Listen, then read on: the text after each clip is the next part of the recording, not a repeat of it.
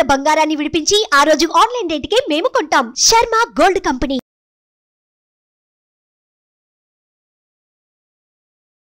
నమస్తే ప్రదీప్ జోషి గారు. శ్రీమాత్రే నమః. సార్, చాలా మంది ఏలినాటి శని గురించి భయపడుతూ ఉన్నారు. ఎస్పెషల్లీ ఎవరికైతే ఏలినాటి శని ఉంటుందో వాళ్ళందరికీ ఏ రకంగా ఉంటుందో, ఎటువంటి ప్రయోజనాలు ఉంటాయో, అసలు మనకి ఎటువంటి ప్రభావాలు చూపిస్తూ ఉంటుందో అని భయపడుతూ ఉంటారు. నిజంగా ఏలినాటి శని ఉంటే ఎటువంటి ప్రభావాలు ఉంటాయి, ఎటువంటి నష్టాలని మనం చూస్తూ ఉంటాము, తీసుకోవాల్సిన జాగ్రత్తలు ఏంటి, ప్రత్యేకించి ఏ రాశుల వారికి ఈ సంవత్సరం ఏలినాటి శని ప్రభావం ఉండబోతుంది అంటారు? ముందుగా ప్రికాషన్స్ ఏమైనా ఉంటాయంటారా అసలు దానికి? శ్రీ గురుభ్యో నమః. శ్రీమాత్రే నమః. చాలామంది రాశి ఫలాలు చూస్తూ ఉన్నారు. చాలామందికి చాలా సందేహాలు. ఎంతోమంది ఎన్నో రకాలుగా చెప్తా ఉంటారు. ఏలినాటి శని వస్తుంది, అది అవుతుంది, ఇది అవుతుంది, ఇట్లా అవుతుంది, అట్లా అవుతుంది. అసలు ఈ ఏలినాటి శని అంటే ఏమిటి అనేది మొదలు మనం అందరం అర్థం చేసుకోవాలి. చాలామందికి ఈ విషయం కూడా తెలియదు. కొంతమందికి చాలామంది చెప్తారు, మీ 7.5 సంవత్సరాల శని వచ్చింది. అసలు 7.5 సంవత్సరాలు ఎవరికి వస్తుంది, ఎందుకు వస్తుంది అనేది ఎవరికి తెలియదు. ఒకటి గుర్తుపెట్టుకోండి, ఏలినాటి శని అంటే అర్థం ఏంటంటే శని యొక్క ప్రభావము. అంటే శని ప్రతి ఒక్క రాశిలో 2.5 సంవత్సరాలు సంచరిస్తాడు. 2.5 years ఒక రాశిలో ఉంటాడు. అంటే ముందుకు వెనక్కి వస్తాడు. అదే రాశిలోనే కొంచెం వక్రత్వం అవుతూ ఉంటాడు. 2.5 సంవత్సరాలు ఉంటాడు. ఆ 2.5 సంవత్సరాల తర్వాత రెండో రాశి లోపలికి అడుగు పెడతాడు. ఎవరైనా ఒక వ్యక్తి యొక్క రాశి ఏదైతుందో, తమ వెనక రాశి, తమ రాశి, ముందు రాశిలో శని గనక ఉంటే గనక దాన్ని ఏలినాటి శని అంటారు. తమ వెనక రాశి అంటే ఏమిటి అని అంటే, ఇప్పుడు ఎగ్జాంపుల్కి ఇప్పుడు ఏలినాటి శని ఎవరికి రాబోతుంది అని అనంటే మీనరాశి. మీనరాశి వారికి వెనక రాశి ఏమిటి అనంటే కుంభరాశి. సో కుంభరాశి లోపలికి శని అడుగు పెట్టగానే మీనరాశి వారికి ఏమవుతుంది, ఏలినాటి శని స్టార్ట్ అవుతుంది. సో కుంభరాశిలో శని ఎన్ని సంవత్సరాలు ఉంటాడు? మనం ఒక్క రాశి ఎన్ని సంవత్సరాలు ఉంటాడని చెప్పాను? 2.5 years. అంటే 2.5 సంవత్సరాలు ఉంటాడు. అంటే ఏలినాటి శని మొదలయ్యింది అని అర్థం. దీన్ని 7.5 అంట. 7.5 అంటే 7.5 సంవత్సరాల శని. ఏలినాటి అని అంటే కూడా 7.5 సంవత్సరాలు. సో 2.5 సంవత్సరాలు కుంభరాశిలో అయిపోయింది. అప్పుడు ఏంటి, శని వచ్చేసి నెత్తి మీద కూర్చున్నాడు అని అర్థం. నెత్తి మీద శని కూర్చున్నాడు అంటే ఏమవుతుందంటే ఆలోచనలోనే మార్పు జరుగుతాయి. ఆశ పెరిగిపోతుంది. ఎవరైనా ఈజీగా మోసం చేయగలుగుతారు. ఇప్పటి వరకు ఎందుకోసం అంటే శని 12వ స్థానంలోకి వచ్చాడు అని అంటే అంతకన్నా మునుపు 2.5 సంవత్సరాలు 11వ స్థానంలో కూడా ఉంటాడు కదా. 11వ స్థానంలో శని ఉంటే మంచి లాభాలు కలిగిస్తాడు. సూపర్గా వాళ్ళని ఒక మంచి హయ్యర్ స్టేటస్లో కూర్చోబెడతాడు. మీనరాశి వాళ్ళకి అదే జరుగుతుంది. ఇప్పుడు ఏం జరుగుతుందంటే ఎక్కడైతే కూర్చోబెట్టాడో అక్కడి నుంచి కింద ఎత్తేస్తాడు శని. అందుకే ఏలినాటి శని వచ్చినప్పుడు ప్రారంభమైనప్పుడు ఏంటంటే నెత్తి మీదకి వస్తాడు అనమాట. శరీరాన్ని మొత్తం కూడా మనము 7.5 సంవత్సరాలకి భాగంగా మార్చేసుకోవాలి. అంటే 7 parts కిందకి డివైడ్ చేసుకోవాలి. అంటే సప్త చక్రాల కిందకి డివైడ్ చేసుకుంటారనమాట. సో మొదలు వచ్చేసి ఇక్కడ నెత్తి మీదకి వస్తాడు. నెత్తి మీద రాగానే ఏం జరుగుతుందంటే విపరీతమైన ఆలోచనలు వచ్చేస్తాయి. నేను అవమ్మేస్తాను, ఇవమ్మేస్తాను, నేను అక్కడ పెట్టుబడి పెడతాను, ఇక్కడ పెట్టుబడి పెడతాను, వీడు నా ఫ్రెండ్ ఒకడు వచ్చాడు, నాకు మంచి ఆఫర్ ఇచ్చాడు, అట్లాంటి కొంతమంది వ్యక్తులు పరిచయం అవుతారు. నమ్మకం లేదా, నమ్మకం ఉంటే తీసుకోలేకపోతే లేదు, సూపర్ డీల్ ఉంది, కాకపోతే కొంచెం పైరవీలు చేయాల్సింది ఉంటుంది, నీకు ఇదే ల్యాండ్ ఇక్కడ కొనుక్కోవాలంటే. ఎగ్జాంపుల్ ఎట్లాంటి ఆఫర్లు వస్తాయనంటే, అంటే ఈ ఏలినాటి శని ప్రభావము లాస్ట్ టైము కుంభరాశి వాళ్ళకి స్టార్ట్ అయిందనమాట 2.5 years బ్యాక్. కుంభరాశి ఒక వ్యక్తి నాకు తెలిసిన వ్యక్తి, మంచి రియల్ ఎస్టేట్ పర్సన్. అతనికి సెంట్రల్ నుంచి ఒక మినిస్టర్ దగ్గర నుంచి ఒక ఫ్రెండ్ మినిస్టర్స్ అందరు బాగా తెలుసు అని చెప్పి ఆయనకు పరిచయం అయ్యాడు. పరిచయం ఏం చేశాడు, బాగా తిప్పించాడు. మనకి ఢిల్లీలో అన్ని పరిచయం, అసెంబ్లీలో పరిచయం, మనకి పార్లమెంట్లో అన్ని పరిచయం అని చెప్పాడు. అన్నట్టుగానే మంచిగా విజయవాడ నుంచి చార్టర్డ్ ఫ్లైట్లో తీసుకెళ్ళాడు ఢిల్లీ. చార్టర్డ్ ఫ్లైట్ అంటేనే ఇంకా అక్కడికి మనకి ఇంకా అయిపోయింది. ఇంకా అరే చార్టర్డ్ తీసుకెళ్ళాడు. తర్వాత రాజ్భవన్ మార్గం ఉంటుంది, అక్కడంతా కూడా రాష్ట్రపతి దగ్గర ఏదైతే పార్లమెంట్ ఉంటుందో అక్కడ ఎంపీలు ఎవరైతే రాజ్యసభ సభ్యులు అందరు కూడా ఇండ్లు ఇస్తారు అక్కడ. అసలు ఆ ఇళ్లకు పోవడమే కష్టం అనమాట. అలాంటిది వీడు ఆ ఇళ్లలో తీసుకెళ్ళి ఒక రాజ్యసభ దగ్గర ఎవరైతే ఉన్నాడో ఆయన ఇంటికి తీసుకెళ్ళాడు. చక్కగా ఆ ఎంపీ రాజ్యసభ ఎంపీతో కూడా మాట్లాడిచ్చాడు. అక్కడనే భోజనాలు జరిగాయి, అన్నీ అయిపోయింది. పలానా చైర్మన్ పదవి మీకు ఇప్పిస్తామని చెప్పేసానంటే అబ్బో ఇంకేంది, అన్ని రకాలుగా అఫీషియల్గా ఉన్నాయి కదా. అందుకోసం అంటే చార్టెడ్ ఫ్లైట్ తీసుకెళ్లారు, పార్లమెంట్లో చూపించారు, సాక్షాత్తు రాజ్యసభ ఎంపీయే ఓకే కరేంగి అని చెప్పేసి అన్నాడు, అన్నీ అయిపోయింది. సో ఏం లేదండి, మీరు ఒక 25 కోట్లు పెడితే మీకు ఆ చైర్మన్ పదవి వచ్చేస్తుంది.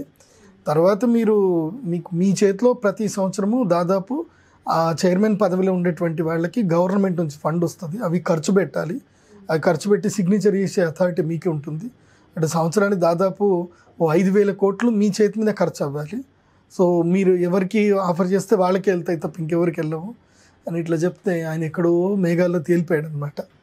మొత్తం రియల్ ఎస్టేట్ అంతా ఏమనుకున్నా అంటే సరిగా ఏముంది అని చెప్పి మొత్తం అన్నీ కొలెక్టల్ ఫైనాన్స్ ఏం చేసి అన్నీ వేసేసుకు మొత్తం తీసుకుపోయి వాళ్ళకి డబ్బులు పెట్టాడు. వాళ్ళు ఏంటి 10 కోట్లు మీరు పెట్టండి, 10 కోట్లు మేము పెడతాము, తర్వాత మాకేమైనా పన్ను ఉంటే చేసి పెట్టాలని చెప్పి పోయి 10 కోట్లు పెట్టడం జరిగింది. అన్నీ జరిగిపోయాయి. అంత అయిపోయిన తర్వాత ఏం తెలిసింది అని అంటే అది బోగస్ అని తెలిసింది. ఎవరి మీద కంప్లైంట్ చేస్తాడు, అన్నీ కూడా క్యాష్లోనే ఇవ్వడం జరిగింది తప్ప ఏం ఎవిడెన్సెస్ ఏం లేవు. ఎవరి మీద కంప్లైంట్ ఇస్తాడు, ఏం కంప్లైంట్ ఇవ్వలేదు, ఛాన్సే లేదు. జీవితకాలం పాటు ఒక్కసారి పడిపోయాడు. అంటే తన జీవితకాలం సంపాదించిన డబ్బంతా కూడా ఒక్కసారి ఒక అటెంప్ట్కి వెళ్ళిపోయింది. సో ఇలాంటి ఏలినాటి శని ఉన్నప్పుడు ఇలాంటివి జరుగుతుంది. ఇంకొక ఇన్సిడెంట్ కూడా ఉంది. నాకు తెలిసి వాళ్ళకి మంచి ఫ్యాక్టరీ ఉందన్నమాట. వాళ్ళ ఫ్యాక్టరీ బాగా నడుస్తుంది, అంత బాగానే ఉంది, కానీ వాళ్ళు డబ్బులు బాగా సంపాదించారు, లెక్కల్లో చూపించట్లేదు, ఇన్కమ్ ట్యాక్స్ లెక్కల్లో చూపించట్లేదు. సో క్యాష్ ట్రాన్సాక్షన్ ఎక్కువ జరిగినాయి, అన్నీ బాగానే పెట్టుకున్నారు, సంపాదించారు, ఆస్తులు ఇస్తులన్నీ కొని పెట్టారు. అలా సడన్గా ఎవడో ఇన్కమ్ ట్యాక్స్ ఆఫీసర్ అని చెప్పి ఐడి కార్డు పట్టుకొని వాళ్ళందరూ వచ్చేసి నోటీస్ ఇచ్చేసి వెళ్ళిపోయారు. వాళ్ళు ఏమనలేదు, ఇన్కమ్ ట్యాక్స్ నుంచి నోటీస్ అని చెప్పి వెళ్ళిపోయారు అంతే. వీడేం చేశాడు, వీడి పక్కన ఉండేటోడు ఆ నోటీస్ని బేస్ చేసుకొని వీడు వేరే ఆఫీసర్లందరినీ క్రియేట్ చేసి వాళ్ళ ఆఫీసర్లు వచ్చేస్తున్నారు. వాస్తవంగా నోటీస్ అయితే నిజమే, నోటీస్ అయితే అబద్ధం కాదు. వాళ్ళు నోటీస్ పంపించారు. ఎందుకోసమంటే ఎవరిదైనా అకౌంట్లో ఫైనాన్షియల్ ట్రాన్సాక్షన్ ఎక్కువ జరిగి వాళ్ళు టీడీఎస్ కనుక ఇది సరిగ్గా కట్టకపోయినా పే చేయకపోయినా ఇన్కమ్ ట్యాక్స్లో బ్లింక్ అవుతుంది, వాళ్ళు నోటీస్ పంపిస్తారు, దానికి సమాధానం ఇవ్వాలి. వాడు ప్యానిక్ అయిపోయాడు, వాడికి చదువు రాదు, సంపాదన అయితే వచ్చింది, ప్యానిక్ అయిపోయాడు. వీడు పక్కన ఉండేటోడికి అర్థమైపోయింది, ఓహో వీడు ప్యానిక్ అయిపోయాడు, ఇప్పుడు వీడు మనం ఎట్లయినా క్యాష్ చేసుకోవాలి అని చెప్పి ఒక ఇన్కమ్ ట్యాక్స్ బ్యాచ్ని తయారు చేశాడు. బ్యాచ్ని తయారు చేసి వీళ్ళని తీసుకొచ్చి మీరు అన్ని వీడి సీక్రెట్స్ మొత్తం వీడికే తెలుసు. సో అవన్నీ తెలుసు, మీరు ఇవన్నీ నాకు సమాధానం చెప్పాలి, లేకపోతే మీరు అరెస్ట్ అవుతారని చెప్పి మంచి బ్యాచ్ని తయారు చేశాడు. సో ఇప్పుడు వాడు పానిక్ అయిపోయాడు, ఇంకా నేను అరెస్ట్ అయిపోతా, నా డబ్బులు వెళ్ళిపోతాయి అంటే, నువ్వేం టెన్షన్ పడకు, నేను ఒక మంచి చార్టర్డ్ అకౌంట్ కల్పిస్తానని చెప్పి ఒక చార్టర్డ్ అకౌంట్ కల్పిస్తే ఆడొక సమాధానం ఏం చెప్పాడు అంటే, అసలు చార్టర్డ్ అకౌంట్ కూడా కాదు, ఈ క్రియేటెడ్ ఎవ్రీథింగ్ అనమాట. ఏం లేదండి, మీ ఆస్తి అంతా మీ నమ్మకస్తుల మీద పెట్టండి, నడిపించండి, ఏదన్నా అయితే వాళ్ళు ఇరుక్కుంటారు, మీరు బయట ఉండి అంతా రన్ చేసుకుందరులేండి, ఎక్స్పీరియన్స్ మీకు ఉంది కదా అని అంటే, నమ్మకస్తుడు ఎవడు అని అంటే, ఎందుకు మన పిల్లాడే ఉన్నాడు కదా అని చెప్పి వాడి పేరు చెప్పాడు. వాడు అన్న వద్దన్నా, నా పేరు మీద వద్దన్నా, నేను జైలు వాడు ఇంకా బతిమలాడడం అనమాట, రిక్వెస్ట్ చేసి నీ పేరు మీద చేసుకోరా, మళ్ళీ ఇది అయిపోతుంది అని చెప్పేసి అంటే ఫైనల్గా ఆస్తి మొత్తం వాడి పేరు మీద రాయించుకున్నాడు. గిఫ్ట్ డీడ్ చేయడానికి లేదు, బికాస్ రిలేషన్ కాదు కాబట్టి సేల్ డీడ్ ఎగ్జిక్యూటివ్ చేసుకొని అంత అయిపోయింది. ఒక 1 నెల రోజుల వరకు వాడికి అదే మంచిగా ఉంది, ఆ థీమ్లోనే ఉన్నాడు, అంత బాగుంది 1 నెల రోజుల వరకు. 1 నెల రోజుల తర్వాత ఆల్ ఆఫ్ సడన్గా అంటే వీడికి రైడింగ్ అవుతుంది అన్నట్టు ఫోన్లు వస్తున్నట్టు అన్నీ క్రియేట్ చేసుకొని, నేను వేరే కంట్రీకి వెళ్ళిపోతాను, ఇప్పుడు నేను ఇక్కడ ఉంటే నా మీద ఇది అవుతుంది, మీరు జస్ట్ ఇన్ఛార్జ్ అని మీరు రన్ చేసుకోండి, అన్లెస్ నేను దొరికేంత వరకు ఆస్తి అయితే ఎవడు పట్టుకోలేడు, కాబట్టి మీరు బిజినెస్ రన్ చేసుకోండి అని వీడు వేరే కంట్రీకి వీడే పంపించాడు ఫ్లైట్లో. అయిపోయింది. తీరా అయిపోయిన తర్వాత ఒక 15 రోజుల తర్వాత ఏం జరిగిందనంటే, వెళ్దాము అని అనేసరికి దానికి ఎవరో ఒకళ్ళు అందరూ మంచిగా పట్టేసుకొని సరంజామా గిరంజామా పట్టుకొని లోపలికి వచ్చి పూజ చేసుకోవడానికి అందరూ వచ్చేసారు. ఏమైంది అని అంటే, ఇది మాకు అమ్మేశారండి అని చెప్పేసి అని అన్నాడు. ఫ్యాక్టరీ మొత్తం అమ్మేశాడు వాడు ఫ్యాక్టరీ అమ్మేసుకొని వాడికి ఫైనాన్షియల్ ట్రాన్సాక్షన్ అంతా కూడా వేరే అకౌంట్లోకి ట్రాన్స్ఫర్ చేసుకొని హ్యాపీగా వెళ్ళిపోయాడు వాడు. ఇప్పుడు చెప్పండి, వీడి మీద కేసు పెట్టొచ్చా అంటే ఎక్కడుంది సార్, ఛాన్స్ లేదు కదా, ఎక్కడ కేసు పెట్టడానికి లేదు. అయినా సరే పోలీసుల దగ్గరికి వెళ్ళిపోయి ఏదో కేసు పెట్టాడు, బ్రీచ్ ఆఫ్ ట్రస్ట్ అని ఏదో కేసు పెట్టాడు, కానీ వాడు ఇప్పటికీ దొరకలేదు. నెత్తి మీద శని వస్తే ఇలాంటివన్నీ జరుగుతాయి అన్నమాట. ఇదంతా కూడా మీ అందరికీ చెప్తున్నాను, ఏలినాటి శని ఎవరెవరికి వస్తుందో మీకే చెప్తున్నాను. అంటే ఆల్రెడీ కుంభరాశి వాళ్ళకి ఇన్సిడెంట్స్ అన్నీ జరిగిపోయాయి, కుంభరాశి వాళ్ళకి జరిగిపోయాయి. మకర రాశి వాళ్ళకి 2.5 కుంభరాశి వాళ్ళకి 2.5 years అయిపోయింది ఏలినాటి శని వచ్చి. తర్వాత మకర రాశి వారికి ఆల్రెడీ 5 years అయిపోయింది ఏలినాటి శని వచ్చేసి. ఇప్పుడు మకర రాశి వాళ్ళకి 5 సంవత్సరాలు అయిపోయింది. అంటే వాళ్ళకి కాళ్ళ మీద శని ఉన్నాడు. శని కాళ్ళ మీద ఉండడం అంటే ఏంటంటే ఊరు వదిలేసి వెళ్ళిపోవడము, లేదంటే ఎక్కడికైనా ఇంకా ఎందుకోసం అంటే 5 సంవత్సరాలు నష్టపోతారు. ఆల్మోస్ట్ 5 సంవత్సరాలు నష్టపోతారు. కాబట్టి ఏం చేస్తారంటే ఇక ఇది కాదురా, ఇంకెక్కడ జీవితం మార్చుకుందాము, ఈ ఊర్లో మన పరువు పోయిందనో, డబ్బులు పోయినాయనో, ఏదో జరిగిందనో, అప్పుల పాలైనవనో, ఇట్లాంటి కొన్ని ఆలోచనలు చేసుకొని వాళ్ళు ఊరు మార్చారనమాట. అంటే స్థాన మార్పు అనేది చేరుతుంది. ఎప్పుడైతే ఏలినాటి శని 2.5 సంవత్సరాలకి ఇంకా చివరి దశకు వస్తుందో అప్పుడు చరం అన్నమాట. అంటే తిరిగిపిస్తాడు, బాగా విపరీతంగా తిరిగిపిస్తాడు. మొట్టమొదటిగా వచ్చినప్పుడు 2.5 సంవత్సరాలు ఏం చేస్తాడంటే తప్పుడు నిర్ణయాలు తీసుకొని కంటతడి పెట్టిస్తాడు. మిగతా 2.5 సంవత్సరాలు జీవితంలో ఎవరు నీ వాళ్ళు, ఎవరి నా వాళ్ళు, ఎవరు నీకు అయిన వాళ్ళు, కాని వాళ్ళు ఎవరు అనేది టోటల్గా నీకు క్లారిటీ ఇప్పించేస్తాడు. అంటే మన కష్టం వస్తే కదా నిజమైన ఫ్రెండ్ ఎవడు అని మనకు తెలిసేది. సో అలా క్లారిటీ ఇప్పిస్తాడు. ఆ తర్వాత లాస్ట్ 2.5 సంవత్సరాలు ఇంకా నీ శక్తి ఏందో నీకు గుర్తు చేస్తాడు. సో మన శక్తి ఏంటిది, మనం ఎక్కడికి వెళ్ళాలి, మన ప్లేస్ ఏంటిది, మనకు ఒక క్లారిటీ వస్తుంది లైఫ్లో. సో ఆ 2.5 సంవత్సరాల లైఫ్లో క్లారిటీ వచ్చిన తర్వాత ఏలినాటి శని రావడం అంటే అర్థం ఏంటంటే ఒక బంగారాన్ని కొలిమిలో వేసి బాగా మరగబెడితే అది దానికి మెరుపు వస్తుంది. తుప్పు పట్టిన బంగారం అయినా సరే కొలిమిలో వేస్తే ఏమవుతుంది, దాని తుప్పంతా కూడా పోయి అది బాగా ప్యూర్గా మారిపోతుంది. సో దానికి ఒక షైన్ అనేది వస్తుంది, న్యూ షైన్ వస్తుంది. అట్లా ఈ కొలిమి అనమాట. ఏలినాటి శని అనేది ఏంటంటే కొలిమి లాంటిది. నువ్వు బంగారం లాంటి వాడివి అయితే గనక ఆ కొలిమిలో పడ్డప్పుడు నువ్వు ఇంకా మెరుగుపడాలి. సో ఆ ఎక్స్పీరియన్స్లు జరిగినా ఏది జరిగినా that is the God gift అనుకొని అదొక ఛాలెంజ్గా తీసుకొని మనం లైఫ్లో ఇట్లాంటి వాళ్ళు మనకి గుణపాఠాలు నేర్పించడానికి వస్తారు, గుణపాలు దించడానికి వస్తారని చెప్పి తెలుసుకొని మనం ముందుకెళ్ళాలి. అందుకే ఏలినాటి శని వాళ్ళని ఎవరినైనా సరే మనం టచ్ చేస్తే, ఇప్పుడు ఉదాహరణకి ధనుసు రాశి వాళ్ళని మీరు టచ్ చేయండి, వాళ్ళు ఆల్రెడీ రియలైజ్ అయిపోయి ఉంటారు ఈ పాటికి. కాబట్టి ఇంకా వాళ్ళ జీవితంలో ఎవరి మీద చెడు మాట్లాడరు. ఇంకా ఎవరి మీద ఏదైనా రూమర్స్ వస్తే రూమర్స్ వాళ్ళు స్ప్రెడ్ చెయ్యరు. ఎవరి గురించి వాళ్ళు ఏం మాట్లాడరు. ఇంకా వీళ్ళకి కూడా టైం వచ్చినట్టుంది అని వాళ్ళకి ఒక లైఫ్లో ఒక మంచి క్లారిటీ వస్తుంది అనమాట. అట్లా వృశ్చిక రాశి అడిగిన కన్యా రాశి వాళ్ళకి ఎప్పుడు వచ్చిందంటే 2008 ఆ టైంలో కన్యా రాశి వాళ్ళకి ఏలినాటి శని ఉండే. అప్పుడు వాళ్ళకి సమస్యలు, విపరీతంగా సమస్యలు ఉండే కన్యా రాశి వాళ్ళకి. ఇప్పుడు కన్యా అయిపోయింది, వృశ్చికం అయిపోయింది, ఇప్పుడు తుల అయిపోయింది, ధనుస్సు అయిపోయింది. ఇప్పుడు మెచ్యూర్డ్ రాశులు ఎవరంటే ఈ 4 రాశుల వాళ్ళు మెచ్యూర్డ్ ఉంటారు అనమాట.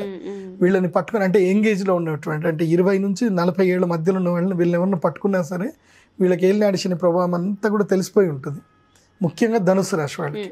అందుకే ఇప్పుడు మీన రాశి వాళ్ళు చాలా జాగ్రత్తగా ఉండాలి. ఇందాక మీకు ఎందుకు ఈ స్టోరీలు చెప్పానంటే ఇట్లాంటి నా దగ్గర రోజు వస్తూనే ఉంటారు క్లయింట్స్, అందరూ వచ్చి కూర్చుంటారు, ఇట్లా అయిపోయింది అయ్యగారు, అట్లా అయిపోయింది అని చెప్పేసి. నేను నవ్వుకుంటూ అడుగుతాను, మీరు అలా ఎలా నమ్మారు అని చెప్పేసానంటే ఏమోనండి తెలియదండి. అదంతే, టైం బాగా లేకపోతే ఏం పని చేయదు. పోలీస్ ఆఫీసర్లే దీంట్లో ఇరుక్కున్నారంటే అర్థం చేసుకోవాలి. నాకు తెలిసిన ఒక ఏసీపీ ఆఫీసరే ఉన్నారు, ఆయనకే ఇరుక్కున్నాడు పాపం. ఆయన తనకే తప్పలేదు అంటే తన భార్య వల్ల ఆయన చేయలేదు, కానీ వాళ్ళ భార్య అత్యాశకి వెళ్ళిపోయి ఆమె ఇరుక్కుంది. ఆయన కూడా కంప్లైంట్ చేయలేని పరిస్థితి. అంటే అట్లా అందరూ ఉంటారు, ఎవరు చట్టానికి ఎవరు అతిథులు గారు. సామాన్యుడైనా పోలీసులైనా ఎవరైనా చట్టానికి అందరూ సమానమే. అందరూ కూడా మళ్ళీ గ్రౌండ్ నుంచే కంప్లైంట్ ఫైల్ చేయడము, దాన్ని ఎంక్వైరీ చేసుకోవడం, ముందుకెళ్ళడం. కొంచెం ఎవరైనా పెద్ద స్థాయి ఉన్న వాళ్ళు ఇన్ఫ్లుయెన్స్ పెట్టుకుంటారు. కానీ తప్పు చెయ్యాలి అని పూర్తిగా నిర్ణయం చేసుకున్నవాడు, మోసం చెయ్యాలని నిర్ణయించుకున్నవాడు నీకే ఎవిడెన్స్ లేకుండానే మోసం చేస్తాడు వాడు. కోసం అంటే వాడి వృత్తి అది కదా. కాబట్టి వాళ్ళందరినీ ఎవరు అంటే వాళ్ళంతా శనిగ్రహానికి సంబంధించిన వాళ్ళొక వ్యక్తులని చెప్పుకోవచ్చు. ఇంకా అంటే శని ఏం చేస్తాడు అంటే మన జీవితంలో కర్మఫలాన్ని ఇస్తాడు, కర్మ విపాకాన్ని ఇచ్చి ఏం చేస్తాడు అంటే పిండుతాడు, మనని మొత్తం కూడా పిండేస్తాడు. ఎంత అహంకారం ఉన్నా, ఎంత అహంకారం వ్యక్తినైనా సరే శనిగ్రహం వచ్చేసి పిండి పట్టు కొడతాడు. ఇంకా కొట్టి ఈ జీవితము సుఖాలు కాదు, భోగాలు కాదు, నానేవాళ్ళు కాదు, ఇది ఎవరూ కాదు. జీవితం అంటే ఏమిటి అని అంటే నిన్ను నువ్వు ఉద్ధారం చేసుకోవడము, భగవంతుని వైపు నువ్వు వెళ్ళడము అని ఒక మంచి రియలైజేషన్ తీపిస్తాడు. మనిషి మైండ్ కామ్ అయిపోతాడు. అదే ఏలినాటి శని అంటే 7.5 సంవత్సరాలు ఏలినాటి శని. ఒక రకంగా మనిషి ఇంకో మనిషిగా మారడానికి ఒక అవకాశం అని చెప్పుకోవచ్చు కదా సార్. మనిషిగా మారే అవకాశం, ఒక మంచి అవకాశం. కాకపోతే చాలామంది ఏం జరిగిపోతారంటే దీంట్లో మనుషులు సెట్ చేసుకోలేకపోతారు. అంటే ప్రతి ఒక్క మనిషి కష్టాలు వస్తాయండి. కానీ కొంతమంది ఏమైపోతారు అంటే ఆ కష్టాన్ని తట్టుకోలేక కొంతమంది మధ్యలోనే ఎగ్జిట్ అయిపోతారు, గివ్ అప్ చేసేస్తారు. ఇంకొకళ్ళు ఏంటంటే వీళ్ళ కష్టం వచ్చింది కదా అని ఇంకొకళ్ళకి కష్టం ఇచ్చినట్టుగా వీళ్ళు కూడా మోసగాళ్ళ కిందకి మారిపోతారు, వీళ్ళు కూడా చెడ్డదారులకు వెళ్ళిపోతారు. ప్రతి మనిషికి జీవితం 2 దారులు ఇస్తుంది, నీకు మంచి దారి ఇస్తుంది, చెడు దారి ఇస్తుంది. మంచి దారి కొంచెం లేట్ అవుతుంది నువ్వు సక్సెస్ అవ్వడానికి, బట్ అది నీకు పర్మనెంట్గా ఉండిపోతుంది. చెడు దారి నీకు ఇన్స్టెంట్గా సక్సెస్ ఇస్తుంది, కానీ ఇన్స్టెంట్గానే నేను తీసుకెళ్ళి కింద పడేస్తుంది. ఇప్పుడు పుష్ప 2 సినిమా వస్తుంది కదా, నీకు ఇదే చూపిస్తారు. పుష్ప 2లో పుష్ప 2 కొంచెం ఫ్లాప్ అవ్వడానికి కారణాలు కూడా ఉంటాయి, కాకపోతే ఏంటంటే దీన్ని రియలైజ్ చేపిస్తారు. సేమ్ జగడం సినిమా కాన్సెప్టే, సుకుమార్ జగడం సినిమాని ఎంత మెచ్యూర్గా తీశాడో సేమ్ అదే కాన్సెప్ట్ని పుష్ప 1 పుష్ప 2లో తీస్తున్నాడు. అంతకుమించి పెద్ద తేడా ఏం లేదు, డిఫరెంట్లో చూపిస్తున్నాడు అంతే. జగడంలో లాస్ట్కి వచ్చేసరికి వాడి తమ్ముడికి కాలు విరుగుతుంది, వాడు ఇదైపోతాడు. సో వాడు క్రైమ్ నేర్చుకుంటాడు, ఈజీ క్రైమ్ అని చెప్పి. సో పుష్ప 2లో కూడా అదే జరుగుతుంది. సో పుష్ప 2లో వాడు మళ్ళీ రాజకీయ నాయకుడు అవుతాడు, రాజకీయ నాయకుడు అయిపోయి దీన్ని చట్టం కిందకి తీసుకొచ్చుకుంటారు. ఏది గంధం చెక్కల్ని అమ్ముకోవడం అనేది చట్టం కింద తెచ్చుకుంటారు. అట్లా ఉంటుంది, because I know that story. ఇప్పుడు కూడా అదే చెప్తున్నాను నేను అందరికీ. ఏంటంటే ఇప్పుడు పుష్ప 2 సినిమా ఎందుకు హిట్ అయింది అని అంటే మనకి ఈజీ మనీ అనేది వాడు ఈజీగా గ్రో అయిపోయాడురా, అట్లాగే ఉండాలిరా, తగ్గేదే లేదంటాడు. నీ ఇంట్లోకి వెళ్ళి ఎక్కడైనా పోయి నువ్వు స్కూల్కి వెళ్ళి తగ్గేదే లేదంటే పట్టుకొని కొడతారు. ఉద్యోగం చేసే దగ్గర పోయి ఏదైనా మనం పని చేస్తున్నాం, జాబ్ చేస్తున్నాం, అక్కడ పోయి తగ్గేదే లేదంటే 4 పట్టుకొని కిందకి వెళ్ళిపో అని చెప్పేసి అని అంటారు. బిజినెస్ చేస్తున్నా సరే తగ్గేదే లేదంటే వినరు. సో తగ్గేదే లేదనేది ఎక్కడ ఉండాలంటే నీ ఇంటర్నల్గా ఉండాలి, నువ్వు చేసే నీ యొక్క వ్యక్తిత్వాన్ని నువ్వు డెవలప్ చేసుకునే దాంట్లో ఉండాలి. సో అట్లా ప్రతి ఒక్క చోట మనము అలా చూపిస్తే కుదరదు, ఒకడలికి పోకూడదు. సో ఏలినాటి శని వచ్చినటువంటి వాళ్ళకి ఇదే ప్రభావం ఉంటుంది. ఈజీ మనీకి అలవాటు పడిపోతారు, కొంతమంది ఏంటంటే డిప్రెషన్కి వెళ్ళిపోతారు. ఇప్పుడు సంబంధ బాంధవ్యాలు కూడా తెగిపోతాయి కదా, ఆ సంబంధ బాంధవ్యాలు తెగిపోయేసరికి దాన్ని రెక్టిఫై చేసుకునేది మానించేసి దాన్ని ఇంకా చింపుతారు. ఇప్పుడు కొంతమంది ఏంటంటే మామూలుగా వైఫ్ అండ్ హస్బెండ్కి మధ్యలో గొడవలు జరుగుతూనే ఉంటాయి. జరిగినప్పుడు సైలెంట్గా ఉండాలి, కానీ దాన్ని 10 మందికి చెప్పి ఏం చేస్తారంటే దాన్ని ఇంకా ఇంకా ఇంకా ఇంకా ఇంకా పెద్దగా చేస్తారు. అది ఎంతమందికి చెప్తా పోయారనుకోండి అంతమంది మధ్యలో దూరుతారు. అంతమంది మధ్యలో దూరారనుకోండి రేపు మళ్ళీ వాళ్ళు యునైట్ అవ్వలేరు, కలవలేరు. సో అది మీరు దూరం అయిన తర్వాత ఏంటంటే లైఫ్లో ఒక మచ్చగా మిగిలిపోతుంది అనమాట, ఒక స్టాంప్ ఎంబ్లెం పడిపోతుంది. సో ఆ ఎంబ్లెం నుంచి బయటపడలేకపోతారు. దానికి తాగుడు, సిగరెట్లు, గంజా ఇవన్నీ అలవాటు చేసుకుంటారు, వ్యసనాలకు అలవాటు చేసుకుంటారు. ఎవరైనా సరే ఇదేదో లైఫ్ ఏదో జరిగిపోయింది, నేను మళ్ళీ కొత్తగా లైఫ్ స్టార్ట్ చేస్తానని పోయే వాళ్ళు వేరే ఉంటారు. కానీ ఎవరైతే ఎక్కువ ఎమోషనల్ కనెక్ట్ అవుతారో వాళ్ళు కొత్తగా మార్గం వైపు వాళ్ళ లైఫ్ చూసుకోలేరు, వాళ్ళు ఇట్లా వ్యసనాలకు కనెక్ట్ అవుతారు. మోస్ట్లీ ఇప్పుడు ఆ సిచ్యువేషన్ ఎవరికి ఉంది అని అంటే ఎక్కువ ప్రెషర్ ఎవరికి ఉంటుంది అంటే ఈ యొక్క మకర రాశి వరకు ఆ ప్రెషర్ ఉంటుంది. ఇప్పుడు మీరు ఆ ప్రెషర్ని తట్టుకోవాలి. ఇప్పుడు ఆ ప్రెషర్ని తట్టుకొని మీరు ధైర్యంగా నిలబడాలి. మీ జీవితాన్ని కొత్త పుంతలు తొక్కించడానికి ప్రయత్నం చేయాలి. సో పాస్ట్ని పట్టుకొని ధనుసు రాశి వారు వేలాడకూడదు. ఇప్పుడు ధనుసు రాశి వారికి పాస్ట్ అంతా అయిపోయింది, మీరు వేలాడకండి. పాస్ట్ని పట్టుకొని వేలాడకండి. మొత్తం అయిపోగానే January 26th కాగానే వెళ్ళి ఒక గంగలో మునగండి, స్నానం చేయండి, మొత్తం మర్చిపోండి. నేను ఫ్రెష్గా నా లైఫ్ని ఇప్పుడు కొత్తగా స్టార్ట్ చేస్తాను అనుకోండి. ఎందుకోసమంటే శని ఎప్పుడైనా సరే గుర్తుపెట్టుకోండి, ఏలినాటి శని అయిపోయిన తర్వాత మళ్ళీ 2.5 years లక్ ఇస్తాడు. లక్ తప్పకుండా ఇస్తాడు. ఎందుకోసమంటే ఈ 2.5 years దెబ్బ కొట్టాడు కదా, మళ్ళీ వాళ్ళకి ఛాన్స్ ఇస్తాడు. డోంట్ వరీ, నేనే నేను దెబ్బ కొట్టాను కదా, నేనే నీకు ఛాన్స్ ఇస్తానని చెప్పి భుజం మీద చేసి మనల్ని మళ్ళీ పైకి లేపుతాడు. కానీ మనం ఆ 7.5 సంవత్సరాల గతంలో ఇరుక్కపోయామనుకోండి, ఈ 2.5 years యూటిలైజ్ చేసుకోలేము, ఏమీ చేయలేం. మనం గతంలో ఉండిపోతే ఇంకేముంటుంది. ఏదైనా ప్రోగ్రెసివ్ వేలోకి వెళ్ళాలి. ఇప్పుడు నేను ఇంట్లోనే కూర్చుంటే నాకు ఏనాటి శని అయినా తెలియదు. ఇప్పుడు ఉదాహరణకి ఏ పని చేయనోడు కొంతమంది ఉంటారు, జీవితంలో కొంతమంది ఉంటారు. వాడికి ఏం లేదు, ఒక వ్యవసాయ భూమి ఉంటుంది, నెలకి ఇక్కడ అమెరికాకెంచో ఎక్కడికెంచో వాడు శాలరీ వేస్తాడు, వాడికి మంచిగా ఇల్లు ఉంటుంది, ఒక ఇల్లు ఉంటుంది. నేను అట్లాంటి వాళ్ళని చూశాను. నేను నిజంగా అదృష్టవంతుడు అంటే నువ్వు రాబోయే నీ చేయి చూపించరా అన్న. వాడు సుఖం అనుభవించడానికి వాడు పుట్టినోడు. వాడికి ఏంటంటే మొత్తం అంటే బెంగళూరుకి మైసూరుకి మధ్యలో మండి అని ఒక ప్లేస్ ఉంటుంది అన్నమాట. అక్కడ ఆల్మోస్ట్ ఒక 200 ఎకరాల మాగాడు ఉంటుంది. ఆ 200 ఎకరాల మొత్తం కూడా చక్కగా తోటలు, పంటలు అన్నీ ఉంటాయి. మధ్యలో ఒక పెద్ద మంచి ఫామ్ హౌస్ ఉంటుంది. ఆ ఫామ్ హౌస్ చూసుకుని ఇన్ఛార్జ్ మాత్రం ఒకడు ఉంటాడు. వాడి ఫ్యామిలీ మొత్తం అక్కడే ఉంటారు. వాళ్ళ పని ఏంటంటే మొత్తం తుడవడం, అంతే, దుమ్ము పడకుండా తుడవడం తప్ప ఇంకేం పని ఏం లేదు.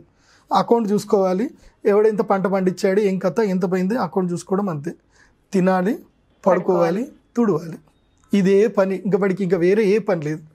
వీడికి ఏలినాటి శని ప్రభావం ఉంటుందా అని అంటే వాడికి ఇంకా ఏ జాతక ప్రభావాలు ఉండవు. ఎందుకోసమంటే వాడి జీవితాన్ని వాడు ఎక్కడ ఊహించుకోడు కాబట్టి. వాడికి ఎక్కడ పోయేది పని లేదు. పొద్దున్నే లేచామా, తిన్నామా, తుడిచామా, లెక్కలు చూసుకున్నామా, పడుకున్నామా. ఇలాంటి వాళ్ళు కొంతమంది ఉంటారు. వాళ్ళు సుఖభోగ జీవులు ఉంటారు అనమాట. వాళ్ళు బయటకు కూడా ఎక్కడికి వెళ్ళరు. ఇంకా వాడిని నువ్వు ఎక్కడికైనా ಬಯಟಿಗೆ వెళ్తా అంటే ಯಾಕೆ ಬೈಕ್ ಹೊರಗೆ ಹೋಗ್ಬೇಕು, ನಾವು ಎಲ್ಲಿ ಹೋಗಲ್ಲ అంటే మాకేంటంటే మాకు బయటకు పోయే పని ఏమి ఉంటుందండి, ఇక్కడే కూర్చుంటాము. మా యజమాని, మా సాహెబ్ ఎప్పుడు వస్తాడు, కెమెరాలో మా సాహెబ్రు చూస్తారంటే, అక్కడ సాహెబ్రు అంటారు అనమాట. సో మా యజమాని మొత్తం కెమెరాలో అంతా చూస్తాడు. మా యజమాని ఎప్పుడైనా సరే వస్తే మాత్రం ఇక్కడ నుంచి కారు ఉంటుంది, ఆ కారు అక్కడ నుంచి చూడండి, బెంచ్ కారు, అది దాన్ని కూడా మేము అస్సలు వాడము, తీయము, దాన్ని కూడా తుడవడమే. నా పని ఏంటంటే తుడవడము, తుడిపించడం. ఈ 300 ఎకరాల మాగాణి ఏదైతే ఉందో దీన్ని మొత్తం కూడా చూసుకోవడం, లెక్కలను చూసుకోవడం, మా సాహెబ్ గారికి ఇక్కడన్నీ డబ్బులు ఇట్లా పెట్టి ఉంచడం, ఇంతకు మించి ఏం ఉండదండి మా పని అంటాడు. సో ఇలాంటి వాళ్ళకి ఏంటంటే ఇంక ఏలినాటి శని ఉండదు. మామూలుగా శని వస్తే జ్వరం వస్తుంది, లేదంటే పొలంలో నడిచినప్పుడు ఒక 2 ముళ్ళు గుచ్చుకుంటాయి, అంతకుమించి ఏం ఉండదు. సో వాడి జీవితంలో రిస్క్ ఏం లేదు. వాడి జీవితంలో వేరే ఆశలు లేవు, కోరికలు లేవు. ఆశ కోరిక లేనటువంటి వాడిని ఏ గ్రహాలు కూడా ఏం చేయవు నిజం చెప్పాలంటే. నాకు అక్కడ పోయిన తర్వాత వీడికి ఏం జాతకం చెప్తావు, వాడు అడిగాడు, నా జాతకం చెప్పండి గురూజీ అని అంటే, నీకు ఏం చెప్పాలరా నీ జాతకం, పోనీ నువ్వు ఎక్కడన్నా బయటికి వెళ్తావు అంటే, నేను ఎక్కడికి బయటికి వెళ్ళానండి. సరే జాతకం చూసి పలానా రోజు నీకు అగ్ని ప్రమాదం జరగలే, ఏదైనా వాత జరిగింది అని అంటే, వాడు ఆలోచించి ఒకసారి నాకు ఇక్కడ ఫైర్ యాక్సిడెంట్ జరిగింది, అప్పుడు మాత్రం నాకు చిన్నగా దెబ్బ తాకింది అని అన్నాడు. నీ జీవితంలో జరిగిన పెద్ద ప్రమాదం అదే, ఇంకేం లేదు చెప్పాను అనమాట. నాకు అప్పుడు అనిపించింది అన్నట్టు, ఇది కూడా ఒక జీవితమా అనిపించింది. అంటే జీవితంలో ఇంకేం ఉండదు అనమాట వాళ్ళకి కైండ్ ఆఫ్. అందుకోసమని ప్రతి ఒక్కరి జీవితంలో జాతకం ఉంటుందండి. ఒక్కొక్కళ్ళు, కొంతమంది భోగజీవులు ఉంటారు, కొంతమంది కష్టజీవులు ఉంటారు. నాకు తెలిసిన ఒక బ్యాంక్ మేనేజరే ఉన్నాడు, ఆయనకి శనిగ్రహం అస్సలు బాగలేడు జాతకంలో, గురుగ్రహం మంచిగా ఉన్నాడు. ఆయన ఎక్కడికి వెళ్తాడో జోనల్ హెడ్ కానీ మంచిగానే ఉంటాడు, పోయిన చోట్ల బాగా జబ్బులు సంపాదిస్తాడు. కానీ అక్కడ 3 సంవత్సరాలు మాత్రమే ఉంటాడు. 3 సంవత్సరాలు కాగానే మళ్ళీ ఆయనకి ట్రాన్స్ఫర్, మళ్ళీ బెంగళూరు వెళ్ళిపోవడము, బెంగళూరు అయిపోయిందంటే భువనేశ్వర్కి వెళ్ళిపోతాడు. సో అట్లా భారతదేశం మొత్తం తిరిగాడు ఆయన. పోనీ ఎక్కడన్నా సొంత ఇల్లు ఉందా, ఎంజాయ్ చేసామంటే, ఏం లేదండి, నా భార్య పిల్లలేమో బెంగళూరులో ఉంటారు, నాకు బెంగళూరుకి ట్రాన్స్ఫర్ కాదు. నేను ఎన్నిసార్లు ట్రై చేసినా నాకు బెంగళూరుకి మాత్రం వాళ్ళు ట్రాన్స్ఫర్ చెయ్యరు. నేను వేరే కంట్రీస్ అన్నీ కూడా తిరిగాను, వేరే స్టేట్స్ అన్నీ కూడా తిరిగాను, నా దగ్గర బోలెట్ డబ్బు ఉందండి. ఎంత ఆస్తి ఉంది అని అంటే, దాదాపు నాకు 50 కోట్ల ఆస్తి ఉందండి. సుఖం ఉందా అని అంటే లేదండి. భార్య పిల్లలతో ఉన్నారంటే లేదండి, నా భార్య అక్కడే ఉంటుందండి. పిల్లల ఎడ్యుకేషన్ పాడైపోతుంది కదండి. అయిపోయి ఇప్పుడు చెప్పండి, జీవితంలో శనిగ్రహం బాగా ఉన్నాడే అనుకోండి, వాడి జీవితము నేను చెప్పాను కదా తుడుచుకుంటూ కూర్చునే పనిలో ఉండిపోతాడు. శనిగ్రహం బాగా లేదనుకోండి, ఎంత డబ్బు సంపాదించినా సుఖం అయితే ఉండదు. సో అలా శనిని ఎప్పుడైనా మన జీవితంలో, మన జాతకంలో చూసుకోవాలి. జాతకంలో ఎలా ఉన్నాడు, గోచార ఫలితరీత్యా ఇప్పుడు ఏం నడవబోతుంది శనిగ్రహాన్ని. మెయిన్గా శనిని సరిగ్గా మనం కంట్రోల్ చేసుకొని మనం బాగా ఉండగలిగితే మన జీవితం సూపర్గా ఉంటుంది. శని మోస్ట్ ఇంపార్టెంట్. శని కష్టాలు ఇచ్చేటువంటి వాడు, దుఃఖాలు ఇచ్చేటువంటి వాడు శనిగ్రహమే. అందుకోసమే ఎవరైనా సరే ఏలినాటి శని ఉంది అనుకోండి, మీరేం చేయండి అంటే, ఈ పేదవాళ్ళకి అంటే కార్మికులు ఎవరికైనా సరే దుప్పట్లు దానం చేయండి, బట్టలు దానం చేయండి, చెప్పులు కొనివ్వండి. ఇప్పుడు నెక్స్ట్ స్కూల్ స్టార్ట్ అవుతాయి, ఏలినాటి శని మీనరాశి వాళ్ళకి ఏలినాటి శని స్టార్ట్ అవుతుంది. స్కూల్ పిల్లలకి యూనిఫామ్లు కొనించండి, పుస్తకాలు కొనించండి. సో ఇలా ఏదైనా సరే మంచి, ఎవరైనా ప్రోగ్రెసివ్ అవ్వడానికి మీరు ఏం చేయండి అంటే దానం చేయండి. ప్రోగ్రెసివ్ అవ్వడానికి మీరైతే దానం ఎప్పుడైతే చేస్తారో అప్పుడు ఏమైందంటే, శని కార్మికుల మీద, దుఃఖజీవుల మీద ఉంటాడు, దీనజీవుల మీద ఉంటాడు. ఎవరైతే పూట గడిస్తే కానీ, రెక్కాడితే కానీ డొక్కాడను అనే వాళ్ళు ఎవరైతే ఉంటారో వాళ్ళు శనిగ్రహ ప్రభావవంతులే ఉంటారు, కర్మ విపాకం అనుభవిస్తూ ఉంటారు.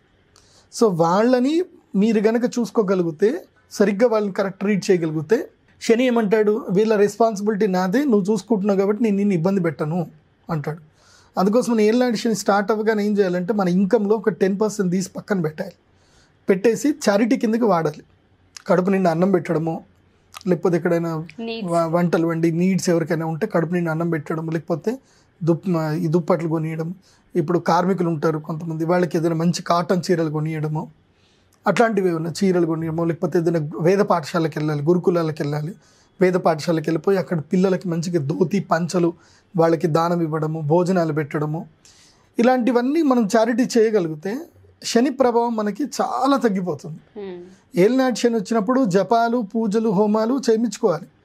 కానీ నేనైతే నా ప్రాక్టికల్ ఎక్స్పీరియన్స్ తోటి చెప్తున్నా ఏంటంటే, జపాలు, హోమాలు, పూజలు చేయించండి, కానీ ఫస్ట్ ప్రిఫరెన్స్ ఏంటంటే చారిటీకి ఇవ్వండి. కడుపు నిండి ఎవరికైతే పేదవాడు ఉందో వాడి కడుపు నిండి అన్నం పెట్టండి. లేదంటే ఎక్కడికైనా సరే, అందుకోసం ఈ భారతదేశంలో ఎంత క్రిసిస్ వచ్చినా ఏదొచ్చినా భారతదేశంలో రిసెషన్ రాదు, ఆర్థిక మాంద్యం రాదు. ఇప్పుడు వేరే వేరే దేశాల్లో ఉద్యోగాలు తీయడము అవి ఇవన్నీ చూస్తూనే ఉన్నాం. 2025 కల్లా ఆర్థిక మాంద్యం వస్తుంది, దేశం మొత్తం అన్ని దేశాలు మొత్తం జీడిపి రేట్లు పడిపోతాయి అంటారు. భారతదేశంలో ఎప్పుడు అది జరగదు. ఎందుకోసం తెలుసా? జ్యోతిష్ శాస్త్ర పండితులు ఉండడం వలన. మేము ఉన్నాం కాబట్టి, ఇప్పుడు నేను ఈ మాట చెప్పాను కాబట్టి ఎంతోమంది ఈ మాట వింటారు. వాళ్ళు ఏం చేస్తారు? చారిటీ చేస్తారు. ఎక్కడ ఏ ప్రపంచంలో ఏ దేశంలో కూడా చారిటీ అనేది లేదు. ఏ దేశంలో కూడా మీరు ఫ్రీగా అన్నదానాలు పెట్టి భోజనాలు పెట్టే ప్రదేశాలు ఎక్కడా లేవు. మన భారతదేశంలో ఎక్కడికి వెళ్ళినా సరే, ఏ ఊరికి వెళ్ళినా సరే, ఎక్కడో ఒక చోట కడుపు నిండా అన్నం అయితే దొరుకుతుంది. ఎవరు అన్నం పెట్టరని మాత్రం ఎవరు అనరు. అందుకే పండుగలు వస్తూ ఉంటాయి. ఏ పండుగ వచ్చినా సరే, ఇప్పుడు నవరాత్రులు వస్తాయి, అప్పుడు అన్నాలు పెడతారు, భోజనాలు పెడతారు, అన్నదానాలు చేస్తారు. ఇప్పుడు అయ్యప్ప స్వామి స్టార్ట్, నవంబర్ నుంచి డిసెంబర్ వరకు మొత్తం అయ్యప్ప దీక్షలు ఉంటాయి. ఎక్కడ అయ్యప్ప పడి పూజలు జరిగినా వెళ్ళి కూర్చొని అన్నం తింటా అంటే నీ కులమేంది, నీ మతం ఏందని కూడా అడిగారు ఎవరు. ఆకలిస్తుందా కూర్చో, అన్నదాన ప్రియనే శరణమయ్యప్ప అంటారు. సో ఆ విధంగా అయ్యప్ప దీక్షలు. అందుకోసం మీనరాశి వారు ఏం చేయండి అంటే, ధనస్సు, మకరము, కుంభము, మీనం ఈ 4 రాశుల వారు, అదేవిధంగా కర్కాటక రాశి వారు తప్పకుండా వీలవుతే వీలు చేసుకొని మరి అయ్యప్ప దీక్ష తీసుకోండి. తప్పకుండా అయ్యప్ప దీక్ష తీసుకోండి. అయ్యప్ప దీక్ష తీసుకున్నారనుకోండి, ఆ పొద్దున్నే లేచి ఆ చల్లటి నీళ్ళలో స్నానం చేసి చక్కగా పంచగట్టుకొని ఆ పొద్దున పడి పూజ చేసుకొని వెళుతూ ఉంటే, ఆ కష్టం పడుతూ ఉంటే శని ఇంకా మిమ్మల్ని ఏం చేయలేడు. ఇంకా ఎందుకోసం అంటే నువ్వు కష్టాన్ని యాక్సెప్ట్ చేసేసావు, ఇంకా ఒక దీక్షగా ఉండడం యాక్సెప్ట్ చేసేసావు, అన్నిటినీ త్యజించేసావు, అంటే వైరాగ్యానికి కిందకి వెళ్ళిపోతున్నావు. అలా మీరు అయ్యప్ప దీక్ష తీసుకొని వెళ్ళండి, పెద్ద పాదం వెళ్ళండి, లేదంటే చిన్న పాదం వెళ్ళండి, హరిహర సుత అయ్యప్ప స్వామిని దర్శనం చేసుకోండి. కానీ మాత్రం ఒకటి చెప్తానండి, చాలామంది ఏంటంటే అయ్యప్ప దీక్ష చాలా కఠినంగా ఉంటారు, అక్కడి వరకు వెళ్తారు, ఇరుముడు వేసేసిన తర్వాత బయటకు రాగానే ఏదో జైలుకించి రిలీజ్ అయిపోయినట్టు మళ్ళీ నార్మల్ డ్రెస్ వేసుకొని ఇంకా మందు దాగి చేసి అన్నీ చేసి వస్తే అది మాత్రం రాంగ్ అండి. సో దీక్ష అంటే ఏంటంటే నీ మనస్సును నువ్వు కంట్రోల్ చేసుకొని నిన్ను నువ్వు పరిశీలించుకోవడం. ఎస్, ఈ స్టేటస్ నువ్వు ఎట్లా ఎంజాయ్ చేస్తున్నావు, నువ్వు బలవంతంగా నువ్వు స్టేటస్ని చేసావనుకో అది దీక్ష కానే కాదు. క్రేవిటీ అనేది వదిలేసుకోగలిగారు. మందు తాగొద్దని నేను చెప్పను, ఎందుకోసమంటే moderate alcohol is okay, but అది ఇంటికి వచ్చాక మీ ఫ్యామిలీ అందరినీ కలుసుకున్నాక కొంచెం ఫ్రీ అయిపోయిన తర్వాత అప్పుడు ఇంట్లో కూర్చొని ఏ ఆదివారమో ఎప్పుడో టైం దొరికితే yes you can relax yourself. But అదే పనిగా కుడి దాగినట్టు దాగిపోయి ఏదో ఇదైపోయిందని చెప్పి చేయొద్దు. ఓన్లీ భారతదేశంలో మాత్రమే కుడి దాగినట్టు మంది అవుతారు, ఇంకెక్కడ తాగరు. ఎక్కడైనా సరే, అంటే నేను పెద్ద పెద్ద సీఈఓలతోటి వాళ్ళతో మేము మాట్లాడుతూనే ఉంటాం కదా, ఎవ్రీ వన్ హ్యాస్ ఆల్కహాల్, వాళ్ళకి హ్యాబిట్ ఉంటుంది, ఈ మోడర్న్ యుగంలో హ్యాబిట్ ఉంటుంది, but they have only little bittle, ఇంతే, వాళ్ళు ఒక పెగ్ మాత్రం తీసుకుంటారు.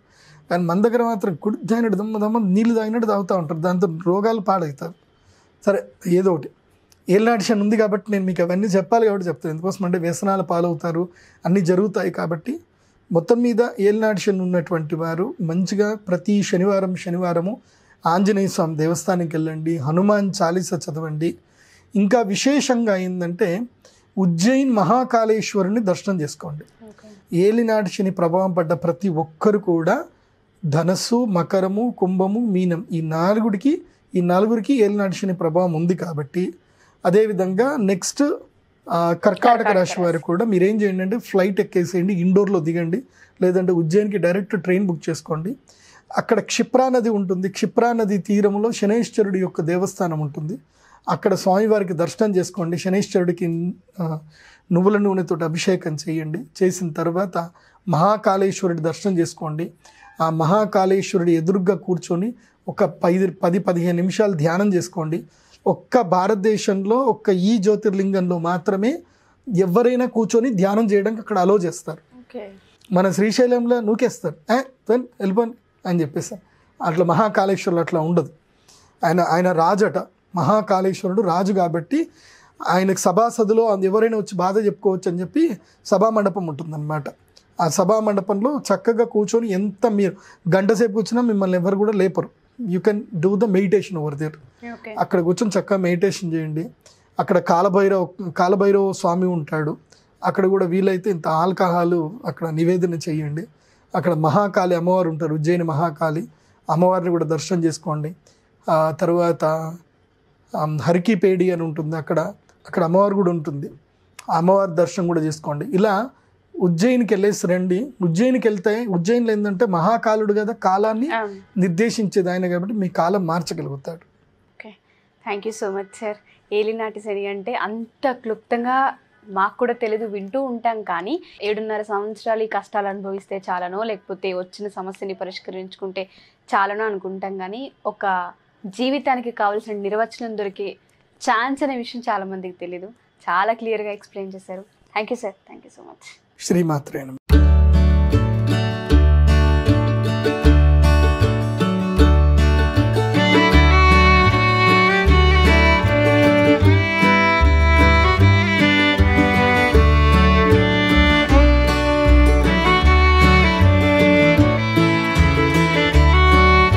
సుమన్ టీవీలో మీ పర్సనల్ అండ్ బిజినెస్ ప్రమోషన్స్ కోసం కింది నెంబర్కి కాంటాక్ట్ చేయండి.